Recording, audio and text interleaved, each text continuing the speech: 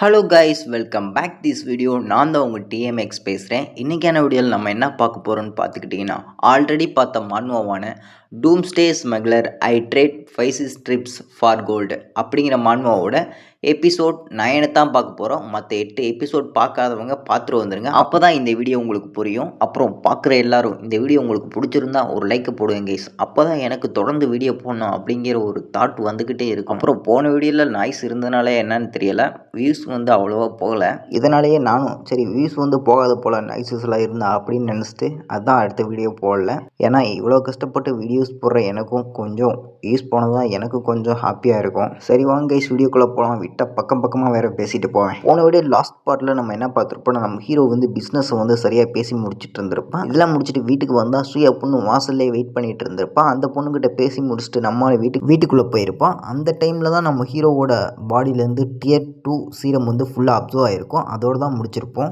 இப்போ அதோட கண்டினியூஸ் தான் கைஸ் பார்க்க போகிறோம். இந்த சாப்டர் ஸ்டார்டிங்கில் டியர் 2 சீரம் ஃபுல்லாக அப்சர்வ் ஆயிடுச்சு. இதுதான் சரியான நேரம். இப்படி திங்க் பண்ணிட்டு நம்ம ஹீரோ பயங்கர ஃபோர்ஸாக வந்து ஒரு பஞ்சு விட்டுருப்பான். நம்ம ஹீரோ சும்மா வெறுமனைக்கு தான் கையை அசைச்சிருப்பான். அதிலே பயங்கர ஃபோர்ஸ் கிரியேட் ஆகி ஜன்னல் ஓரமாக தொங்க விட்டுருந்த துணியெல்லாம் பயங்கரமாக ஆட ஆரம்பிச்சிடும். இதை பார்த்து நம்ம ஹீரோ என்ன பவரியா, நான் ஜஸ்ட் சும்மா கையாட்டினதுக்கே இவ்வளோ பவரா, டியர் 2கே இவ்வளோ பவர்னா அப்போ டியர் 3கெலாம் எப்படி இருக்கும்? உடனே நான் இதை யூஸ் பண்ணணும்னு ஆசையாக தான் இருக்குது. இருந்தாலும் எனக்கு மட்டும் ஏன் இந்த மெடிசன் ஃபாஸ்ட்டாக அப்சர்வ் ஆச்சு அப்படிங்கிற விஷயத்த நான் தெரிஞ்சுக்கணும். இப்படி திங்க் பண்ண நம்ம ஹீரோவும் நாளைக்கு அப்போக்லிப்ஸ் வேர்ல்டுக்கு போகலாம் அப்படின்னு சொல்லிட்டு முடிவு பண்ணுவோம்.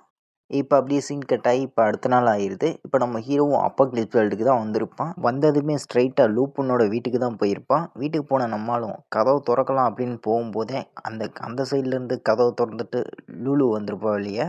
நம்ம ஹீரோவை பார்த்தோன்னா நம்ம ஹீரோ மேலே பாஞ்சிருப்பான்.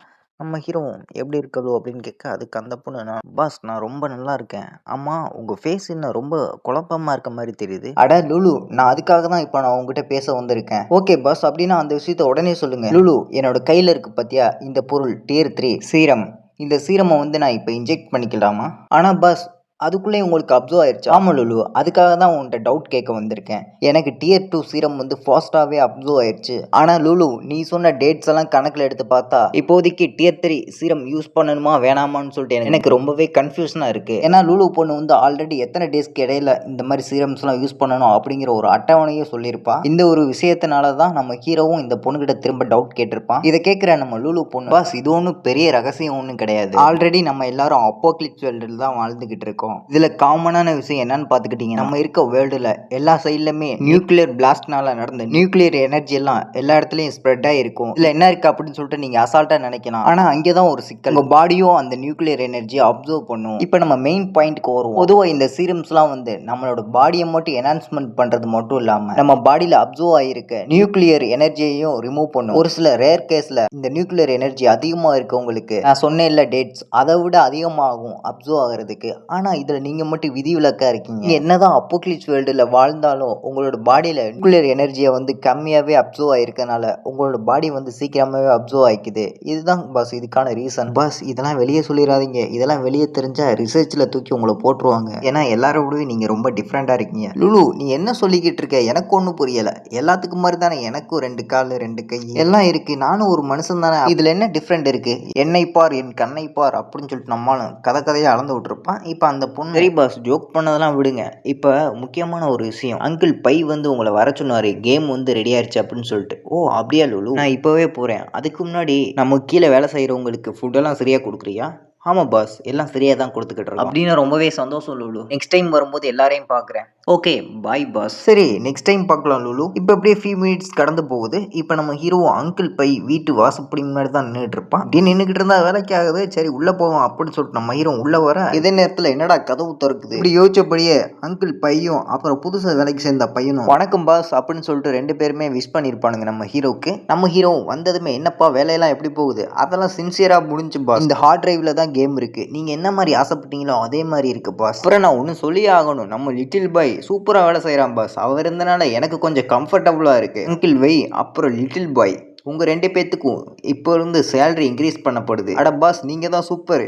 ஆமாம் அமேசிங் பாஸ் அப்படின்னு சொல்லிட்டு 2 பேர் கத்திக்கிட்டு இருக்கு. அப்படியே சீன் கட் ஆகி இப்போ நம்ம ஹீரோவோட வேர்ல்டில் இருக்க நம்ம ஹீரோட கம்பெனிக்கு தான் சீன் வருது. நம்ம ஹீரோவும் அப்போக்லிப்ஸ் வேர்ல்ட்லேருந்து வந்துட்ட மாதிரி காட்டுறாங்க. நம்ம ஹீரோ வந்து கேம் ரெடியான விஷயத்தெல்லாம் சொல்லியிருப்பான். இதை கேட்குற டாண்டரான் பொண்ணு, கேம்லாம் உருவாக்குனது ஓகே தான். இருந்தாலும் இந்த கேமை ஒரு சில அஃபீஷியல்ஸ்லாம் வந்து ரிவ்யூ பண்ணணும். இதுதான் நமக்கு முக்கியமான விஷயம் அப்படின்னு சொல்ல நம்ம ஹீரோவும் அதெல்லாம் நான் பார்த்துக்கிறேன். டான் நீ என்ன பண்றேன்னா நம்ம கேமை வெளியிடுற விஷயத்தெல்லாம் நீ தான் பார்த்துக்கணும். அதனால இப்போ இருந்தே ஸ்டார்ட் பண்ணு. இருந்தாலும் சின்யாங் லாங் டைம் ப்ராசஸ், அதனால சீக்கிரமா பண்ண முடியாது.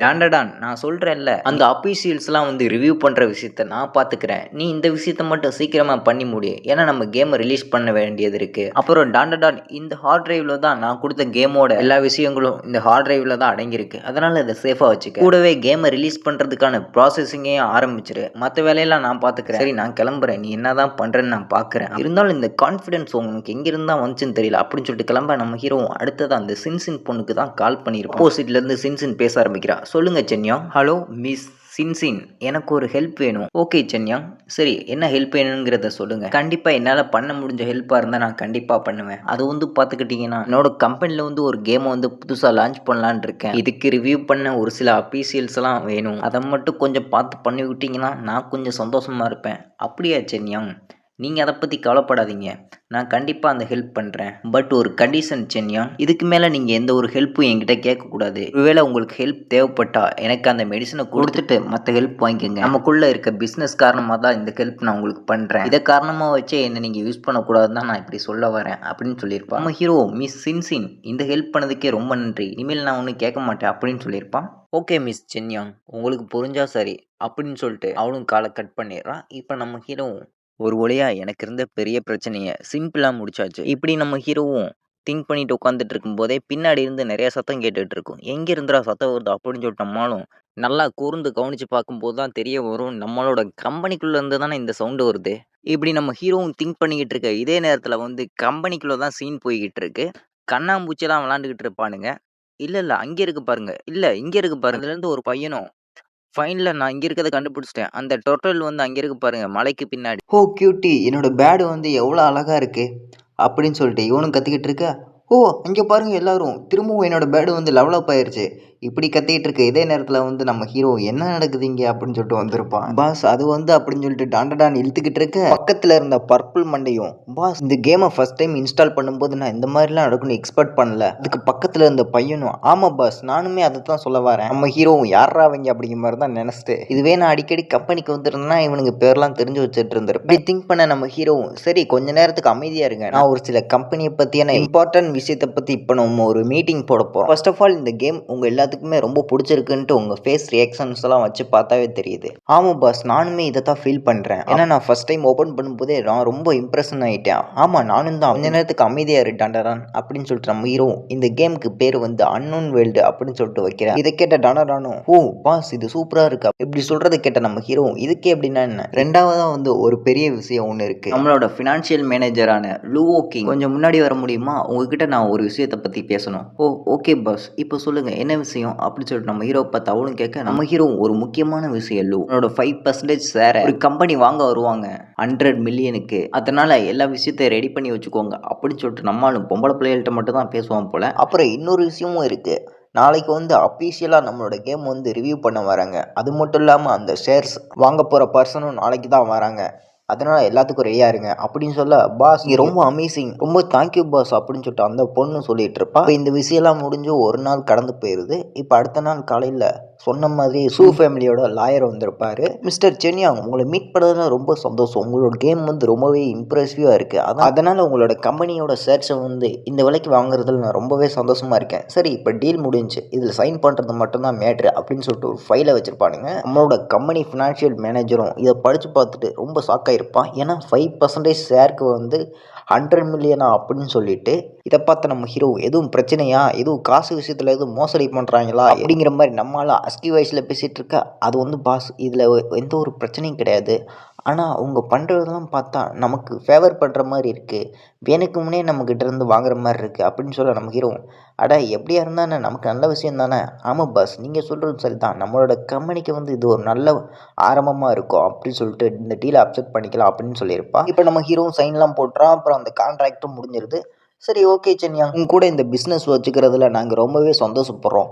ஓகே, வாங்க உங்களை வெளியே கொண்டாந்து அமுச்சு வைக்கிறேன். சென்யாங், நான் ஒரு விஷயத்த சொல்லியே ஆகணும். நீங்கள் ரொம்ப கைண்டாக இருக்கீங்க. ஆனால் சார், நீங்கள் இவ்வளோ பெரிய ஆள், உங்களோட ஒவ்வொரு மணி நேரமும் ஒரு இம்பார்ட்டண்டான ஒன்று, அதை என் கூட செலவு பண்ணியிருக்கீங்க. சென்யாங், இதை பற்றிலாம் நீங்கள் வரி பண்ணிக்க வேணாம். இது என்னோட ஒர்க்கு தான். அப்புறம் உங்களோட கம்பெனி வந்து இன்னுமே நல்லா வளரணும்னு நான் ஆசைப்பட்றேன். ஓகே சென்யாங், மறுபடியும் சந்திக்கலாம் அப்படின்னு சொல்லிட்டு அவரும் கிளம்ப, நம்ம ஹீரோவும் யாரா இந்த டைமில் ஃபோன் அடிக்கிறதா அப்படிங்கிற மாதிரி பார்த்துட்டு இருப்பான். அதே சமயத்தில் வந்து சீன் வந்து ஆஃபீஸ்க்குள்ளே தான் சீன் வருது. அதுக்குள்ளே இருக்க எல்லா பேரும் நம்ம கேமை பற்றி தான் பேசிகிட்டு இருந்திருப்பானுங்க. அதுலேருந்து ஒரு பொண்ணும், அடா உனக்கு ஒரு விஷயம் தெரியுமா, நான் இந்த உலகத்தில் வாழ்கிறத விட்டு அங்கே ஒரு கேம் கேரக்டராக போய் குரங்கு மாதிரி மலைகளில் வாழ போகிறேன் அப்படின்னு சொல்ல, இதை கேட்ட டனர் பொண்ணு குடிச்ச தண்ணியை கொப்பிச்சிடுறா. கைஸ், இருந்தாலும் இது விளையாடுறதுக்கான நேரம் இல்லை. ஏன்னா இப்போ தான் நம்ம கேமே ரிலீஸ் பண்ணியிருக்கோம்.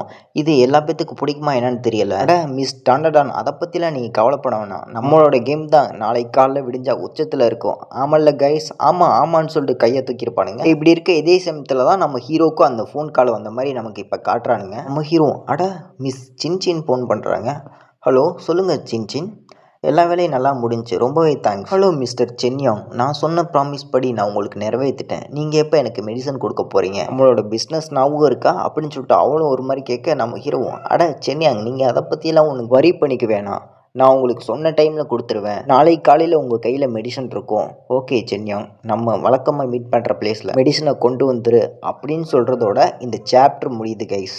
சரி, பார்க்கலாம் கைஸ், இனி நம்ம ஹீரோ வரப்போகிற வீடியோஸில் என்னென்னலாம் பண்ண போகிறான் அப்படிங்கிற விஷயத்த நெக்ஸ்ட் வீடியோவில் வந்து உங்களை மீட் பண்ணுறேன். அது வரைக்கும் டாட்டா, பை பாய்.